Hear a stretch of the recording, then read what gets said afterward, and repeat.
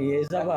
আমি বলছি, আল্লাহ বাবা তুমি আল্লাহর কাছে যাও, আমার তো নেওয়ার দিয়ে যাওয়ার ক্ষমতা নাই। আমার মেয়ে আল্লাহর কাছে চলে গেছে, আমার মেয়ে আল্লাহর কাছে চলে গেছে। আমার মাসুম এই বাচ্চাটা কি অপরাধ করছে নির্মম ভাবে আমার বাচ্চাটাকে হত্যা করলো? কি আমার ক্ষতি, কি আমার অন্যায়, কি আমার দোষ, আমি একটু জানতে চাই আপনাদের কাছে। আমার যদি কোনো দোষ থাকে, আমার কোনো যদি অন্যায় থাকে, প্রকাশ্যে আপনারা আমার ফাঁসি দিয়ে দেন।